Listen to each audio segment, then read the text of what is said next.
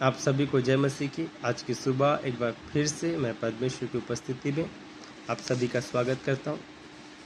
जैसा कि हमने पिछले वीडियो में सीखा था कि एक व्यक्ति किस तरह से अपने जीवन में सफलता को प्राप्त कर सकता है, तो जैसे हमने पढ़ा था भजन संहिता उसका अध्याय 1 उसके 3 में कि जो पुरुष परमेश्वर की व्यवस्था से प्रसन्न रहता और दिन रात उस पर ध्यान करते रहता है, वह क्या होता है, उसका जो भी काम वो करता है वो सफल होता है, अर्थात वो सफलता के जीवन में प्रवेश कर पाता है। तो वैसे ही जब हम यहोशू की पुस्तक उसके 1 उसके 8 में जब हम पढ़ते हैं तो वहाँ इस प्रकार लिखा कि व्यवस्था की यह पुस्तक तेरे चित्त से, मतलब तेरे मन से, तेरे माइंड से कभी उतरने ना पाए, इसी में दिन रात ध्यान किए रहना।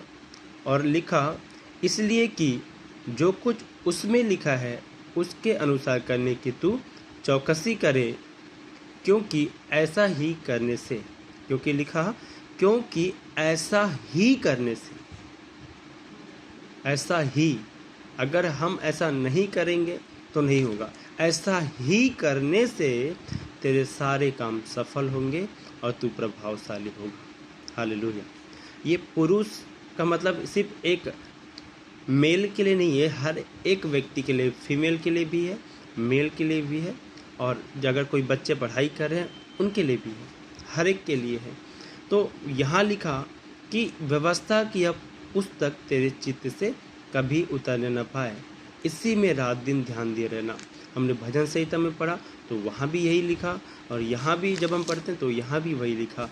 और जब हम इसी रीति से करेंगे तो लिखा है कि हमारे सारे काम क्या होंगे, सफल होंगे और हम प्रभावशाली बनेंगे। तो अगर हम चाहते हैं मेरे प्रियो कि हम अपने जीवन में सफल व्यक्ति बने, तो हम परमेश्वर के व्यवस्था पर रात दिन ध्यान करें। जैसा कि मैंने पिछले वीडियो में भी बताया था कि रात दिन ध्यान करने का मतलब ये नहीं कि हम अपना सारा कुछ छोड़ के रात दिन अपने कामों को करते हुए परमेश्वर की व्यवस्था में अपना समय व्यतीत करते हुए अपना मन परमेश्वर की व्यवस्था में लगाएं और उसी के अनुसार करने की चौकसी करें, ताकि जो काम हम करें वो सफल हो और हम प्रभावशाली बनें और एक सफल व्यक्ति के रूप में इस संसार में हम अपना एक परिचय स्थापित कर सकें।